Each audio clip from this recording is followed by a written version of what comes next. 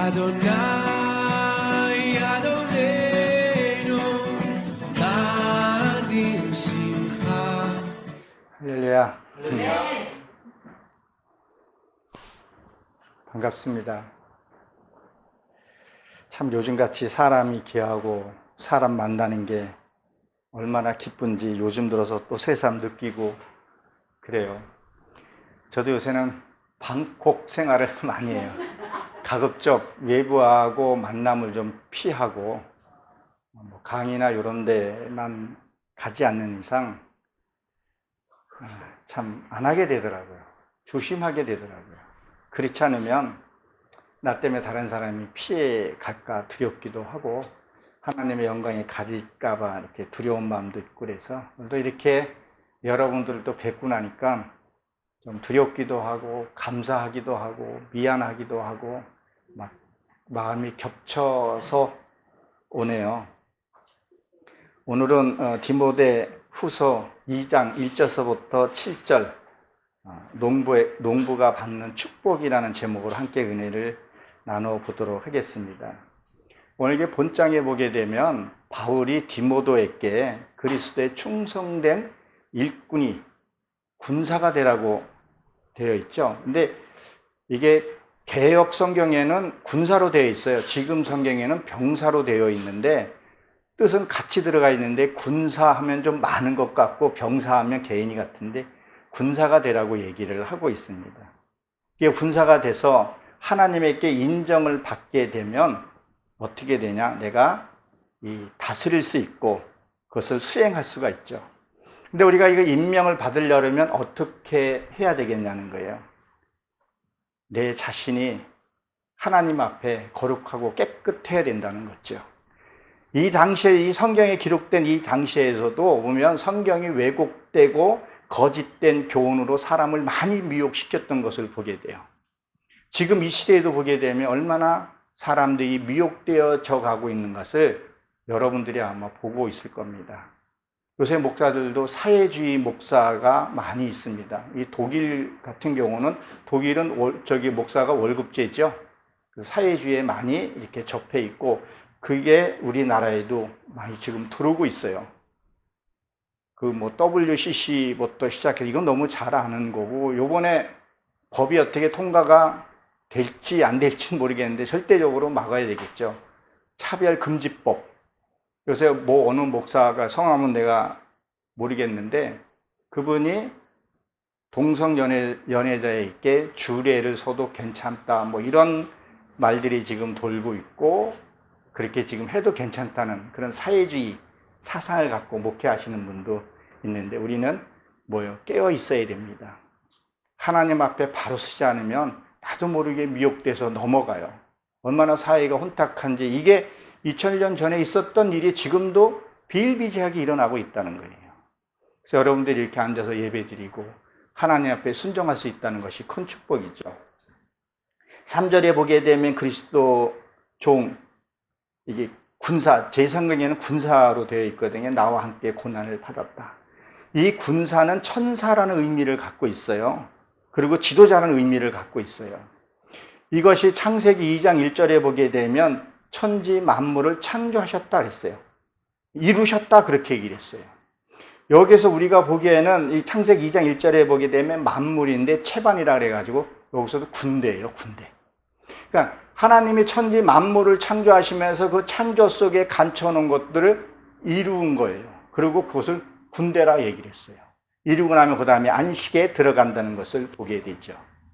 그러면 이 군대는 어떻게 하면 이 군대가 만들어지고 형성이 되냐는 거예요. 하나님 앞에 말씀을 순종할 줄 알아야 됩니다. 거짓에 미혹돼서 그것이 아니라 정말 하나님 앞에 바로 갈 수 있는 그것이 뭐예요? 돼야 된다는 거예요. 정말 말씀이 분별할 줄 알아야 돼요.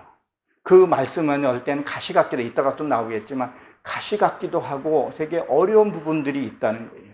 그것이 어느 하루아침에 되는 것이 아니라 훈련을 받아야 된다는 거예요. 그것을 우리는 개신교에서 뭐라 그래요? 그것을 고난이다, 연단이라고 말을 하는 거죠. 우리가 신앙생활을 하면서 힘들고 우리가 여기까지 오게 돼서 많이 넘어지기도 하고 하나님 원망도 해보고 불평도 아니했다 할 수는 없잖아요. 그러면서 우리가 여기 앞에 쓴 것은 뭐예요?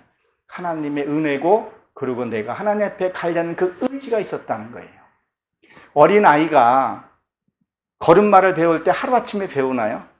아니잖아요. 넘어지고 자빠지고 하면서 거기서 교훈을 얻고, 그리고 아이가 기고 뛰고 이렇게 살아간다는 거예요.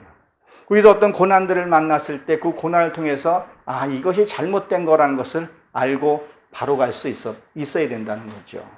그래서 그리스도, 이게 예수의 종인데 아름다운 하나님의 형상을 우리가 이뤄감에 있어서 군대가 있어야 된다는, 이게 군대가 뭐냐면 내가 경험과 체험이 많아야 된다는 거예요. 이렇게 살았더니 하나님의 채찍이 있고, 이렇게 살았더니 어둠의 세력이 나를 조롱하는구나, 이렇게 살았더니 하나님의 은혜를 주시고 축복을 주셨구나, 저렇게 살았더니 사단이 나를 밀가부듯이 갖고 놀았구나, 이거를 알아야 된다는 거예요. 그리고 다시는 그 길로 해서 우리가 돌아가서는 안 된다는 거예요. 조금 그 길이 힘들고 외롭고 하더라도 그 하나님을 향해서 가야지만 이 군대가 형성이 된다는 거죠. 그래서 나와 함께 고난을 받을지니 이렇게 되어 있는데, 지금 성경에는 고난을 받았니라 그랬어요. 이게 동사이면서 능동태로 되어 있어요. 2인칭으로 되어 있고. 그러니까 뭘 말하냐면, 고난은요, 이 고난을 하나님과 같이 고난을 받으라는 거예요. 그럼 우리는 능히 이겨낼 수 있고 하나님 앞에 바로 갈 수 있다는 거예요. 우리 한번 시편을 한번 보겠습니다. 시편 84편. 시편 84편 4절. 찾으셨나요? 주의 집에 사는 자들이 복이 있는 자니니 그들이 항상 주를 찬송하리라.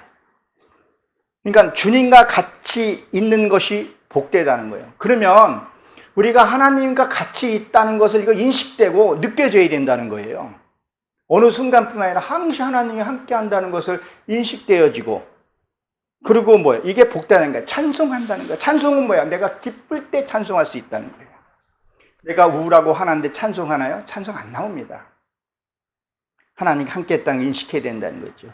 그리고 5절에 보게 되면 주께 함께 얻고 그의 마음이 시원한 대로가 있는 자는 복이 있나이다 그랬어요. 그러니까 주께 함께 있는 그 마음이 이 시원, 육의 생각이 없는 것을 얘기를 하거든요. 그것을 뭐예요? 그것은 복 있는 자라는 거예요. 무엇을 가지려고 소유하고 그러는 것이 아니라 하나님 앞에 가는 자는 복이 있다는 거예요. 근데 7절에 보게 되면 뭐라 그랬어요? 그들은 6절에는 그들은 눈물 골짜기를 지날 때에 하나님의 가는 길에 있게서는 내가 육의 길을 갈 수밖에 없었다는 거예요. 아픔이 있고 슬픔이 있고 내가 소중하게 여긴 것들을 놔야지만이 갈 수 있다는 것을 얘기를 합니다. 여러분들도 너무 귀한 거 갖고 싶은 거 놓아야 할 때가 많잖아요. 그럴 때 어때요? 이 골짜기는 깊은 곳을 얘기를 하거든요. 이 깊은 이 골짜기에서 눈물이 난다는 거예요. 근데 거기서 뭐가 나요? 샘이 난다는 거예요. 하나님의 은혜 가운데 그 샘이 난다는 거예요. 여러분들이 그리스도의 말미암아서 눈물도 많이 흘렸을 거라고 합니다. 붙들고 기도도 많이 해봤을 줄로 압니다. 아니, 이게 진행형으로 지금도 할 수 있죠. 하나님, 이 부분 해결해 주세요. 저희는 우리 아림이가 보고 싶어가지고 참 많이 기도를 해요. 좀 걱정도 되기도 하고, 그런 거 놓고 또 이제 기도하는 거죠, 하나님. 그 아이를 붙들어 놓고. 우리가 하나님 앞에 말씀대로 살 때는 이게 우리 이 지금 개정 성경에는 병사라고 했는데 이 군대가 돼야죠. 많이 근데 체험을 해보셔야 돼요. 두려워할 필요도 없고. 왜 두려워하지 말라 그랬었어요? 말씀을 줬기 때문에. 여호수아에게는 말씀을 줬기 때문에 두려워하지 말라 그랬던 거예요. 그 말씀이 없는 자에게는 표적과 은사를 자꾸 보여줘요. 근데 못 쫓아오니까, 그러나 말씀을 듣는 자는 담대할 수가 있다는 거죠. 디모데후서 2장 4절에 보게 되면 군사로 다니는 자는 자기 생활에 얽매이지 아니한다 그랬어요. 여기서도 군사가 동사면서 분사로 되어 있는데, 이거는 싸우다 이런 뜻을 갖고 있어요. 교전하다 이런 뜻을 갖고 있거든요. 그러면 우리는 뭐야? 우리는 날마다 육에 속성하고 나는 싸워야 돼요. 다투어야 돼요. 미움마음, 시기, 질투, 원망 그런 것들이 많죠. 그런 거하고 내 속에서 뭐야? 두 법이 싸운다 했잖아요. 사도가. 이거를 해야 될까? 오늘 교회를 갈까? 대면 예배가 좋은데, 온라인 예배가 좋은데, 그 신앙들이 식어가는 것을 우리가 보게 되잖아요.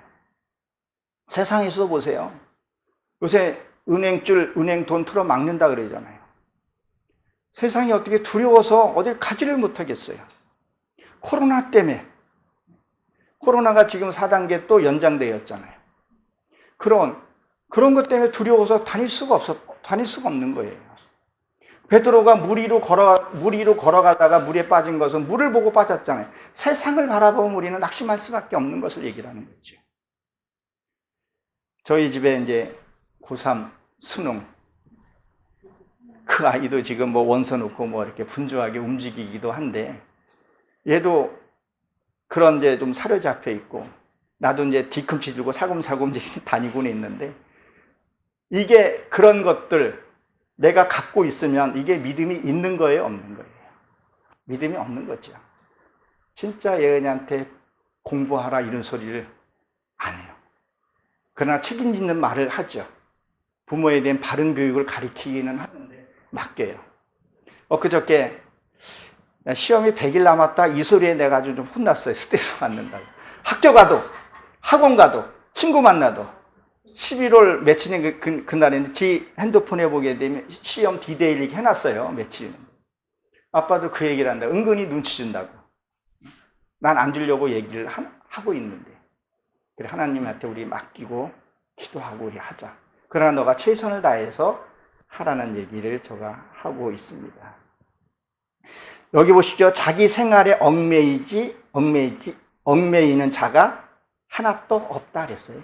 하나님의 말씀의 군사로 되어 있는 사람들은요, 세상에서 얽매일 일이 없다는 거예요. 여기 자기 생활이라는 것은 생명을 유지시키는 자. 내 하나님의 말씀으로 이루어진 것은요, 무엇을 얘기를 하냐면요, 이것을 뭐예요? 유지시켜야 된다는 거예요. 여러분들이 말씀으로 해서 내가 이루었어요. 말씀에서 승리를 했어요. 이것을 지켜야 된다는 거예요. 이거를 못 지키는 사람들이 있어요. 무엇을요? 예를 들면, 내가 예은이한테 기도는 하고, 저게 스트레스 받으니까 말을 콕 참아 했다고 어쩌다 한마디 하면 예은이가 또 아빠 스트레스 준다고. 어디 간다고. 그럼 내가 또 한마디 툭 하다 보게 되면 나도 모르게 툭 나오는 말이 있잖아요. 끝까지 인내해야 되는데, 그럼 그걸 해내면 이루는데 그걸 못 이룬다는 거예요. 그 생명을 지켜야 된다. 내가 말씀으로 새벽 나와서 기도하고 이런 기도들이 있는 것들이 뭐예요? 그것을 내가 이루고 지켜야 되는데 이거를 못 지키는 경우가 있다는 거예요. 그래서 생명을 지킨다는 얘기라는 거죠.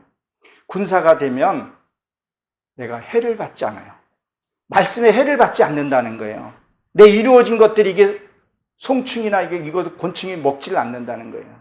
여러분 다니엘서 6장에 보게 되면 다니엘이 어디 들어갔어요? 하나님의 말씀에 순종하고 굴속에 사자굴에 들어갔죠.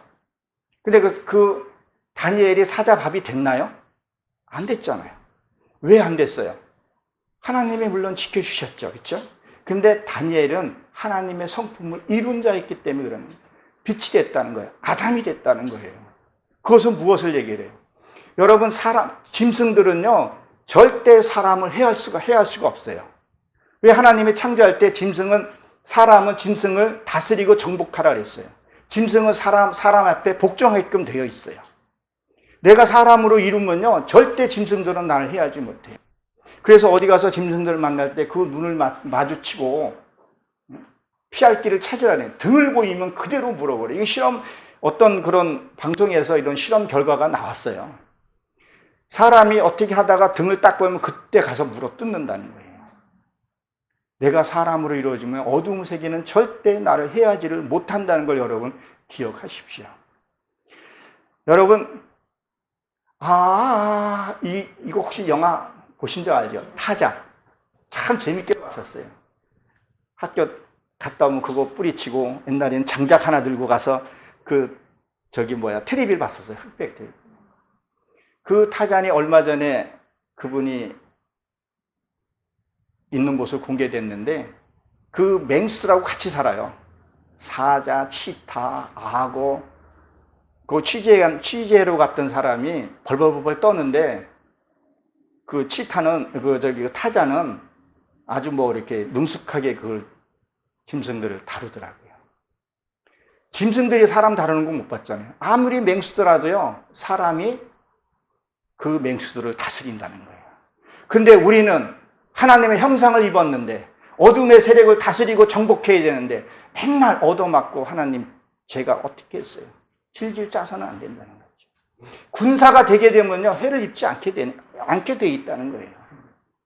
빛이 돼 있으면 어둠이 절대 우리를 해하지를 못한다는 거예요. 여기도 불을 딱 꺼버리면 금방 껌껌해 버리잖아요. 하나님의 말씀, 하나님의 은혜가 떨어져 버리면 어둠의 세계가 나를 잠식해버리게 된다는 거예요. 우리는 하나님의 말씀에 매인바가 돼서는 안 된다는 거예요. 우리는 하나님의 말씀대로 살면 절대 매일 수가 없어요. 여기 매인다는 단어가 꼬이다 이런 뜻을 갖는데 인생이 꼬이지를 않게 된다는 거예요. 이 꼬이는 게 왜 꼬여요? 내가 잘못 살은 것들이 너무 많아요. 내가 선택을 잘못, 하나님이 그 길이 아니라고 얘기를 했는데 호세아서 이렇게 보게 되면요, 거기에 되면 하나님이 철조망으로 막아놨고 벼랑 끝도 막아놓고 다 막아놨어요. 근데 하늘을 군영만 댕기는데 하늘을 군영 안 보고 자꾸 그 길로 가니까 고난이 더 심해지는 것을 보게 돼요. 요셉도 그랬잖아요. 다 막아놓고 하늘만 뚫어놨잖아요. 여러분들이 이거를 잘 한번 기억을 해보시고 내가 하나님의 뜻에 정말 거기에 복종하고 있는 것을 보라는 거죠. 시간이 지나면, 어느 일정한 시간이 지나면 내가 그렇게 목매이고 그렇게 내가 했던 것들이 다 부질없는 것들이 너무 많은 거예요. 저도 지금 유튜브 장비해가지고 이렇게 지금 촬영하고 있지만 저게 그 최고라고 붙들지만 시간이 지나고 나면 요새 신형들이 왜 이렇게 또 많이 쏟아지는지 몰라요.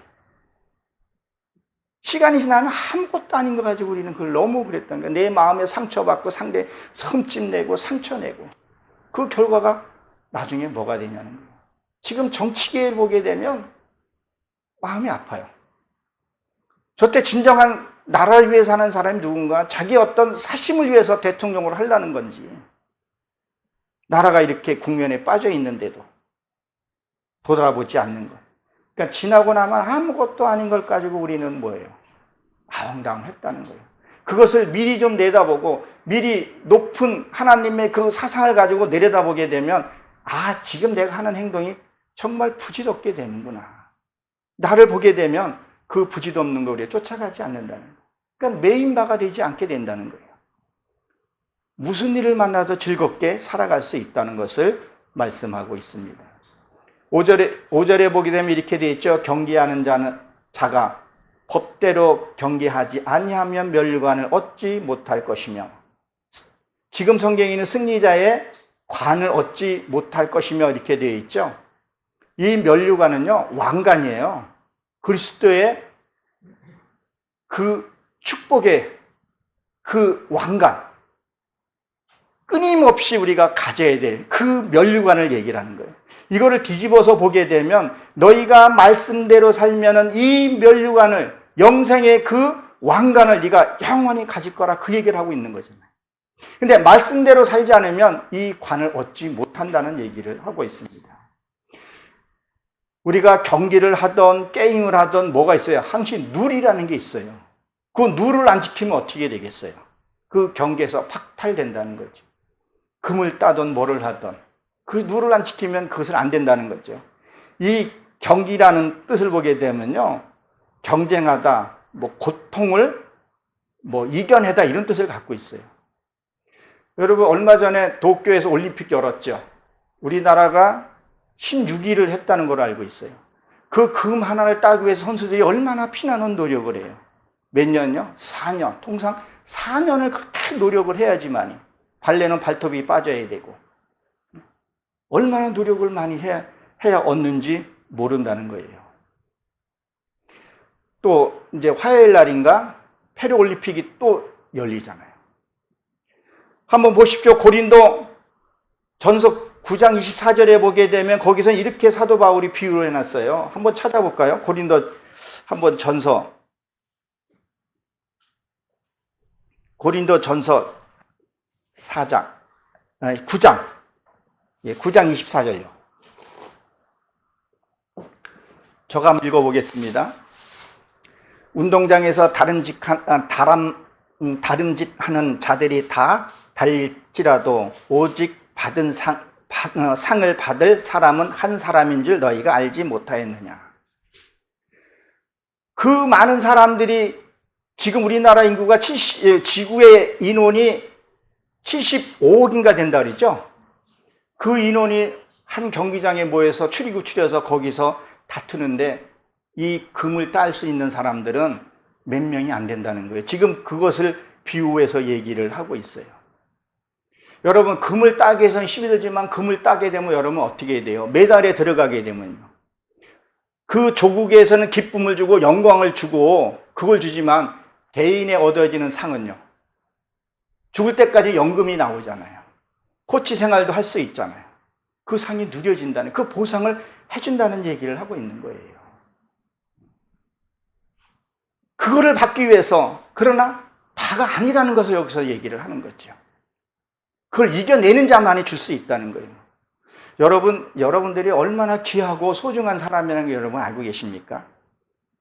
우리가 이 땅에 태어날 때요, 아버지의 뱃속에서 나와가지고 엄마의 뱃속까지 나올 때까지 그게 몇 수십억의 정자를 통해서 한 정자가 택함 받아서 나온 거 아니에요. 얼마나 귀한 우리가 존재인지.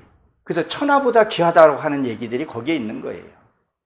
여기 말씀 앞에 나와서 하는 것들이 얼마나 귀하냐는 거예요.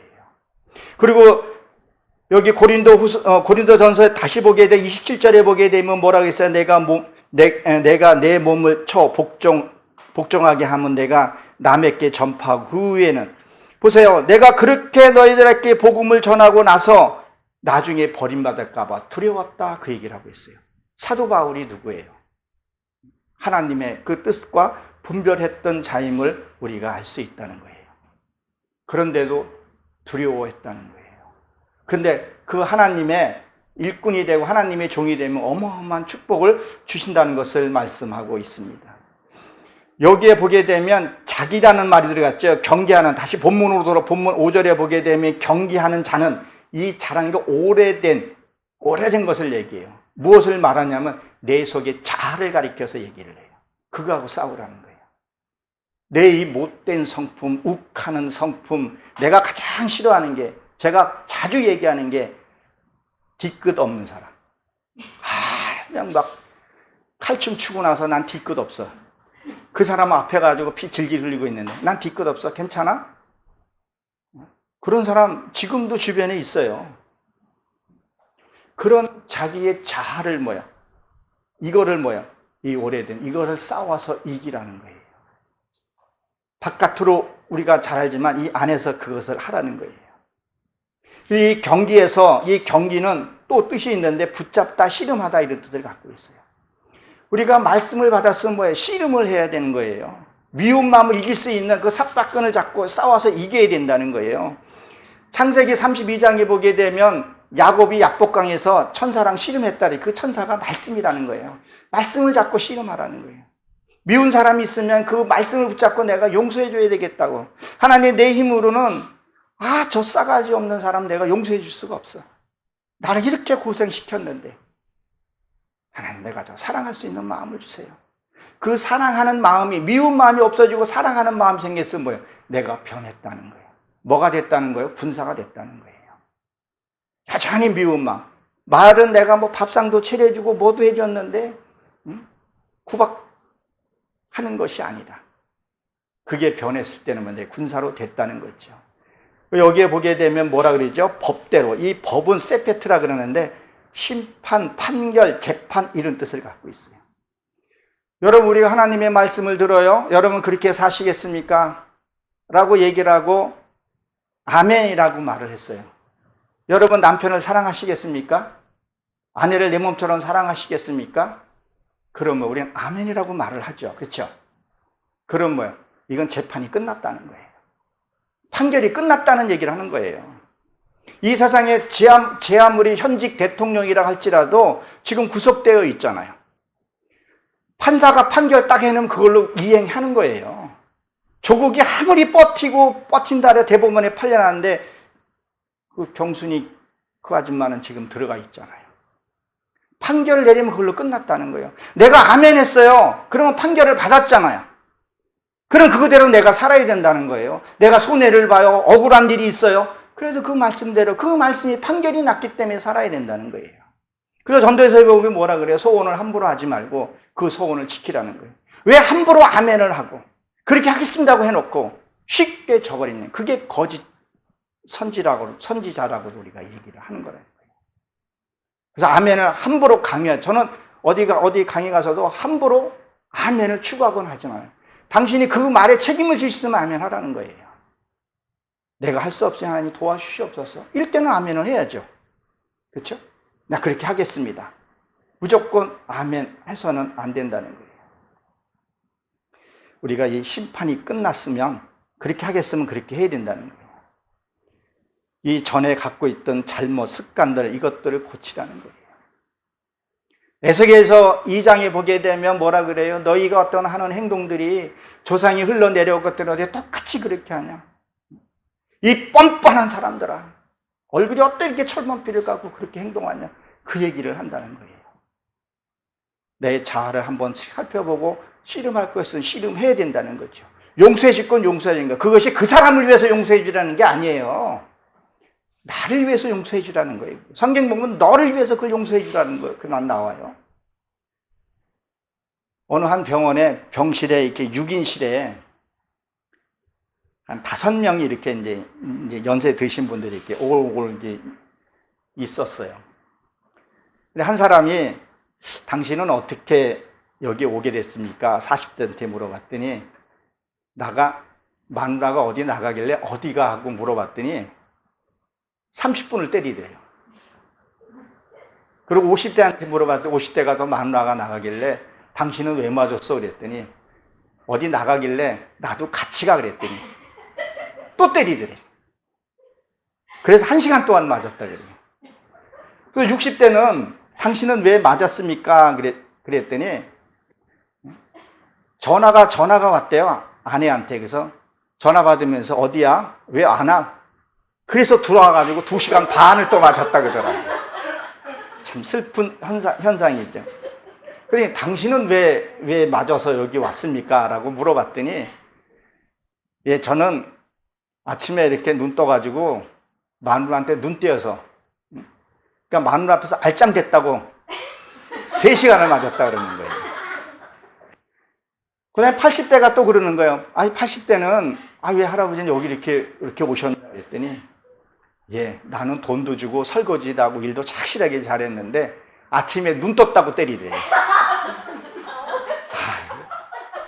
근데 또 어떤 할아버지 한 분이 문을 열고 탁 도는데 지팡이를 이렇게 짚고 이렇게 쩔뚝쩔뚝 들어오시는 거예요.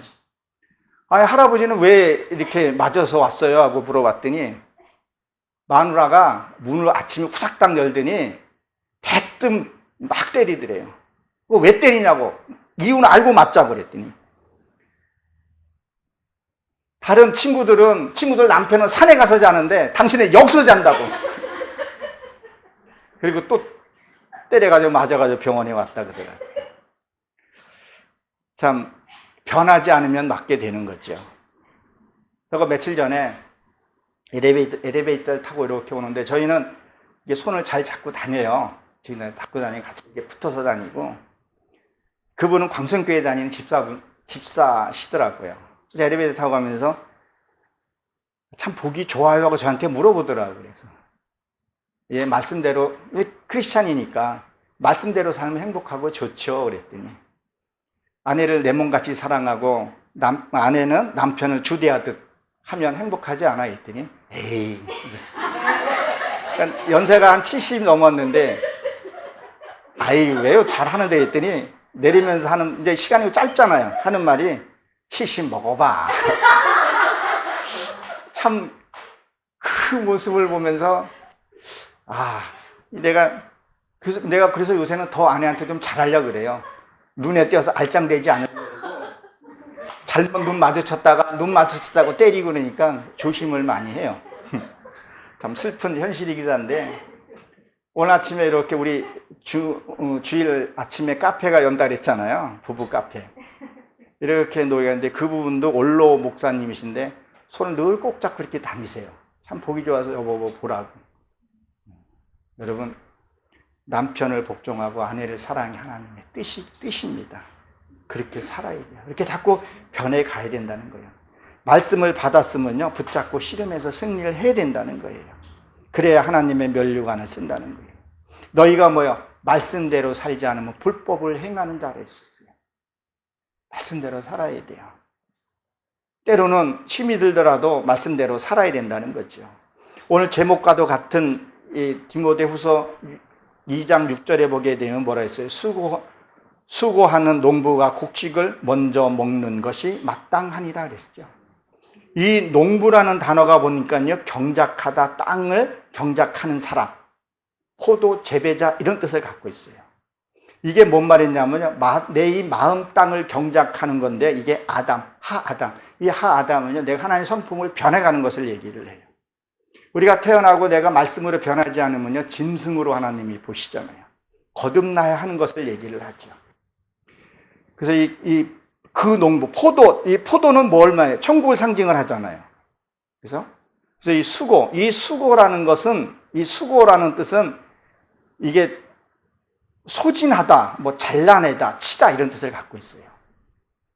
그럼 우리가 이 일을, 농부의 일을 하게 되면 또 예배 끝나고 또 우리 텃밭에 가서 뭐도 하셔야 된다고 나도 좀 배추 모종도 사다가 내일 한번 심어보려고 하는데 농부는 부지런해야 돼요. 수고를 해야 된다는 거예요. 그리고 잘라낼 거 잘라내고 그래야 우리가 먹을 수 있다는 거죠. 우리는 뭐요? 아담화가 돼야 돼요. 날마다 말씀 앞에서 서서히 변해가야 돼요. 우리 신체 구조도 다 변해가잖아요. 발톱하고 뼈는 780일에 변한다 그러고 뼈는 7년에 변한다 그러고 적혈구는 다 우리가 변하잖아요. 다 변하는데 우리 생각도 모두 다 변해야 된다는 거예요. 창세기 9장 20절에 보게 되면 노아도 뭐요? 포도 농사를 졌다 그랬어요. 그게 아담아, 변해가는 농사를 지은 것을 얘기를 해요. 여기에 나온 이 과일은, 이 곡식은요, 오늘 보게 되면 과일이더라고요. 열매예요. 그리고 찬양이라는 의미를 갖고 있어요. 다른 데서 이 곡식은요, 밀, 곡식 이런 뜻을 갖고 있는데요, 여기에서 말하는 이건 과일이더라고요. 과일은 여기 따서 이렇게 쓱쓱 닦아서 우리가 먹잖아요.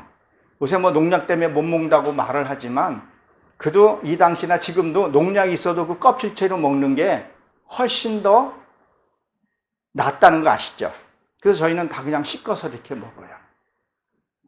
그리고 다른 데서 보게 되면 이 곡식이 떡은 레헴인데 싸우다, 전쟁하다 이런 뜻을 갖고 있어요. 다른 데 가서 이 곡식이 나오고 떡이 나오는 것은요, 말씀을 들으면 나는 전쟁해야 되는데 여기에 나오는 이 과일은 다 익은 열매를 상징을 해요. 이거를 뭐예요? 먹는다는 거예요. 이 에덴교회, 이 기쁨의 에덴교회 보니까 주변에 과일들이 많잖아요. 그걸 먹었을 때 기쁨이 어때요? 좋잖아요. 전제치고 할 때는 힘이 든다 할지라도.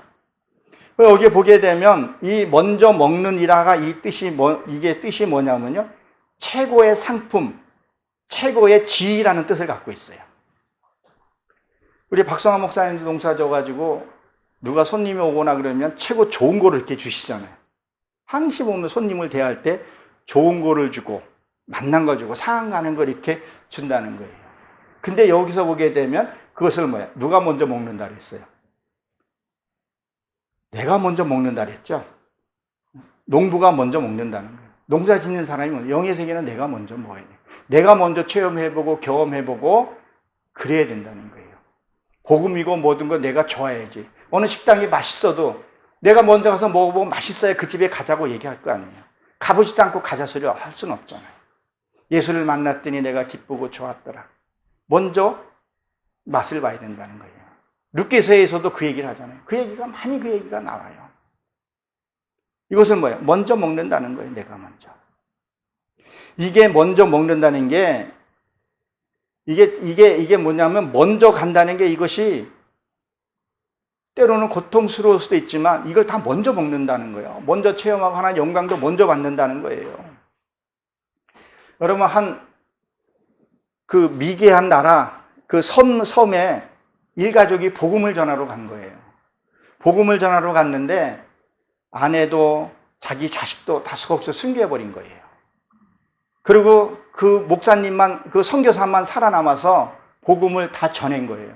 그리고 일이 있어서 한 20년 후인가 육지에 나와서 다시 이제 들어가는데 마을 전체 사람들이 나와가지고 막 환호하고 난리가 난 거예요.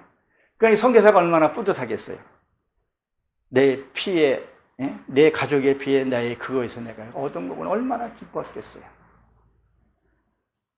근데 그 배에서 내리는데 자기를 환영한 것이 아니라 거기에 타고 있던 지금을 하면 연예인이 그 사람을 환호하고 있었던 거예요. 그러니까 이 선교사가 얼마나 낙심이 심했겠어요. 그렇죠? 어떤 절망감이 들었을 거 아니겠어요. 하나님이 그 선지자의 마음을 만져주면서 얘야, 넌 아직까지 너희 집에 오지 않았지 않느냐.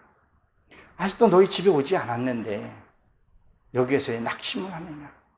그 소리를 듣고 다시 선교 활동을 했다고 그러더라고요. 여러분, 우리는 천국에 가야, 본향의 집에 가야 진짜 안식에 들어갈 수 있다는 것을 여러분이 기억하시기 바랍니다. 여러분이 앞서 간다는 게요, 때로는 고통스러워요. 길 없는 곳에 길을 내줘야 되잖아요. 그게 가시밭일 수도 있고 엉겅퀴가 될 수 있고, 그 길을 낸 다음에 그 다음에 따라오는 자는 쉽게 올 수 있어요. 그러나 상 받는 것은 그 뒤에 오는 사람하고 차원이 달라요. 그거를 보게 되면 이 힘든 이 여정길을 우리는 이겨낼 수 있다는 거예요. 마태복음 2장 1절에 보게 되면 예수님이 탄생했을 때 동방 박사가 먼저 봤잖아요. 그 동방이라는 거 말씀이 떠오는 거 얘기를 하잖아요. 여러분, 박사가 뭐가 박사예요? 저도 박사 코스 한번 밟고 싶어서 준비했다가, 박사는 남이 모르는 거 먼저 깨달으면 박사예요. 그렇죠? 먼저 아는 게, 발견하는 게 박사라는 거예요. 그럼 이 동방 박사가 예루살렘에 이르되 말하였다는 거죠. 예루살렘은 평화잖아요. 하나님의 말씀을 내가 먼저 깨달으면요, 주님을 가장 먼저 만날 수 있다는 것을 여러분 기억하셔야 돼요. 그 길이 힘들고 고단하다는 거예요. 그래서 동방 박사가 먼저 가서 만나게 된 거예요. 여러분들도 예수님을 먼저 만나시길 바랍니다. 그 예수님을 만나게 되면 7절에 보게 되면, 마지막 절에 7절에 보게 되면 뭐라고 했어요? 그가 말하는 것에 생각하라. 주께서 범사에 내가 총명을 주노라. 그렇게 되어 있죠? 내가 군사가 되어 있고 하나님의 사람이 되어 있으면 뭐예요? 범사에 너에게 총명을 주신다는 거예요. 총명. 이게 즐거운 일에만 그것이 있는 것이 아니라 안 좋은 일에도 뭐가 준다는 거예요. 하나님의 거기에 대해서 뭐예요? 총명을 주고 지혜를 주신다는 거예요. 모든 일에 기쁨을 주신다는 거예요. 이겨낼 수 있는 힘을 주신다는 거예요. 제 아내가 오면서 자기 아픈 얘기 말하지 말라고 얘기를 했는데, 아내가 이번에 며칠 좀 아팠어요. 많이 아픈데, 그전에는 여러분들의 남편들은 어떤지는 모르겠는데, 아내가 아프면 남자가 자꾸 짜증을 내고 신경질이 나요. 막 지가 아픈 것도 아닌데 아내가 아프면 계속 짜증을 내고 투정하고 막 그래요. 저 역시도 변함없이 그렇게 했다니까요. 근데 이번엔 아내가 아픈데도 그냥 콧노래가 나오더라고. 이게 웬일이야? 그리고 아내도 그 기쁨으로 이겨내더라고요.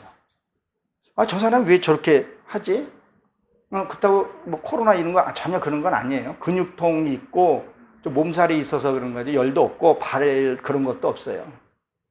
그 기쁨으로 이겨내더라고요. 아, 이런 거구나. 저희가 요새 말씀을 정리하면서 다시 한번 쭉 한번 살펴보고 있거든요. 저는 강의식으로 하는데 그걸 살펴보면서 얼마나 이루고 얼마나 살았는가 살펴보면서 본 거예요. 그러면 어떤 일을 딱 당했을 때 그 사람 믿음을 볼 수 있는 거예요. 최고 극한 상에 가봐야 그때 믿음이 드러나는 거예요. 난세 영웅이 난다 그러잖아요. 아, 하나님이 그렇게 사는 자 있게, 농사지고 수고한 자 있게, 군사를 이루온 자 있게 범사에 총명을 준다는 거예요. 이 우리 어려운 시기에 이 강팍한 이 시대에 살아가는 게 지혜 없고 청명 없으면요 날마다 힘듭니다. 가져도 가진 만족함이 없고 누려도 누림이 없어요. 그러나 이것을 가지고 누린 자는요 아무것도 아닌 것을 행복함을 느끼고요 감사함을 느끼고 하나님께 찬양하더라는 거예요. 여러분 자존감과 자신감이라는 거 여러분 그 차이점 잘 아시죠? 자신감은 뭐예요? 자신을 믿는 거예요. 과거에 내 체험하고 경험했던 것을 뭐예요? 이 성취감은 내 자신을 내가 믿는 거예요. 자존감은 뭐예요? 내가 내 자신을 뭐 하는 거예요? 존중하라는 거예요. 내가 그전에도 한번 저가 와서 내가 말씀을 한번 드렸던 것 같아요. 나는 그전에는 예수를 만나기 전에는 참 구질구질하고 참 쓸모없는 인간이라고 생각을 했었어요. 왜? 내 인생이 너무 꼬였으니까요. 너무 많이 꼬여가지고 버림받은 생각을 했었던 거예요. 근데 말씀 안에서 깨달은 게 내가 얼마나 귀한 존재인지 알고 나서는 내 자신을 내가 나를 사랑하기 시작을 한 거예요. 그래서 일할 때는 일복 입고 어디 가서 일하는데 양복 입고 가서 누가 시킨 사람도 불편하잖아요. 일할 때는 일복 입고 딱 가서 일을 깔끔하게 해주고 어디 메시지 전할 때는 깔끔하게 입고 그게 내가 내 스스로 존중을 해줘야 남이 나를 존중할 수 있다는 거예요. 교만하고는 차이가 다르다는 거예요. 내가 경험하고 성공한 것들을 뭐예요? 이 승리가 그걸 나를 존중해 줄 수 있어야 된다는 거예요. 자기의 인품을 뭐예요? 스스로 지키는 것이 이게 자존감이라는 거예요. 우리는 하나님의 인품을 이룬 사람이라면 자신감 있게 살아가야 된다는 거예요. 허세 떨지 말고. 지금도 허세 부리고 사는 사람들이 참 많이 있죠. 허세 다 내려놓으라는 거예요. 내가 말씀 안에 채워지게 되면요 나도 모르게 뭐예요? 말씀 앞에서 우리가 나아갈 수 있다는 거예요. 여러분들도 이 하나님의 주시는 그 과일을 요한계시록 22장 2절에 있는 말씀처럼 그 과실을 날마다 먹어야 된다는 그 과실도요 그 과일이에요. 그 과일을 먹을 때 과일은 달아요. 단맛이 있다는 거예요. 이 곡식하고는 또 달라요. 곡식은 자국 과정 다르고 이 식량하고 그건 다르다는 거예요. 우리 신앙생활을 하면서 말씀 들을 때만 기쁨이 있는 것이 아니라 어떤 삶 속에서도 내가 끝나고 나면 하나님의 어마어마한 축복, 생명의 면류관을 주신다는 것을 기억하시고 이 에덴교회도 그런 과일이 날마다 풍성해지길 주의 이름으로 축원합니다. 기도하고 마치도록 하겠습니다.